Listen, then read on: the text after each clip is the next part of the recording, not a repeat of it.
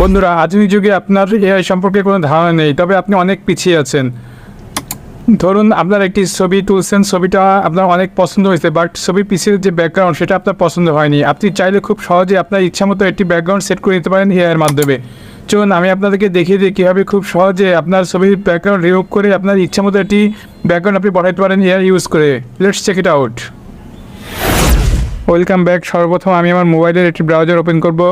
Browser open করে এখানে search করব অ্যাডোবি ফায়ারফ্লাই লিখে সার্চ করব।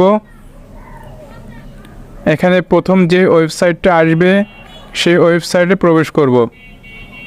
প্রবেশ করে একটু স্ক্রল করে নিচের দিকে যাব। নিচের দিকে গেলে লেখা পাবো generative fill creative with Firefly, এটার উপর ক্লিক করব। ক্লিক করে দেখেন এখানে ইমেজ আপলোডের অপশন আছে। আমরা যে ছবিটা এডিট করতে চাই আপলোড ইমেজের মাধ্যমে এই ছবিটা এখানে আপলোড করে নিব। ছবিটা ছোটো লাগছে তাই একটু বড় করে নিচ্ছি। এখন স্ক্রল করে একটু নিচের দিকে যাব। আমি চাচ্ছি ছবিটা ব্যাকগ্রাউন্ড রিমুভ করে নতুন আমার ইচ্ছা মতো একটি ব্যাকগ্রাউন্ড বসাইতে। এ কারণে ব্যাকগ্রাউন্ডের উপর ক্লিক করব। কিছুক্ষণের মধ্যে অটোমেটিক ব্যাকগ্রাউন্ডটা রিমুভ হয়ে যাবে। হ্যাঁ, দেখেন ব্যাকগ্রাউন্ডটা রিমুভ হয়ে গেছে। এখন আমি আমার ইচ্ছা মতো একটি ব্যাকগ্রাউন্ড এখানে সেট করব। আমার যা প্রয়োজন বা আপনার যেটা প্রয়োজন সেটা এখানে লিখে দিবেন। লিখে দিলেই অটোমেটিক ওইভাবে ব্যাকগ্রাউন্ডটা চেঞ্জ হয়ে যাবে। দেখেন আমি লিখলাম bank of river, big tree, green গ্রাস, অর্থাৎ নদীর পাড় থাকবে, নদী থাকবে, বড় গাছ থাকবে এবং ঘাসও থাকবে। দেন জেনারেটে ক্লিক করব। আমার কমেন্ট অনুযায়ী এআই একটি ব্যাকগ্রাউন্ড তৈরি করে দিবে। এজন্য কিছু সময় ওয়েট করতে হবে। অল্প সময়ের মধ্যেই ব্যাকগ্রাউন্ডটি তৈরি হয়ে যাবে। চলুন এর মাঝখানে আমি আপনাদেরকে জানিয়ে দিই আমার গত ভিডিওতে যারা কমেন্ট করছে তাদের নাম। গত ভিডিওতে গোপালগঞ্জ থেকে কমেন্ট করছে খন্দকার ফারহান।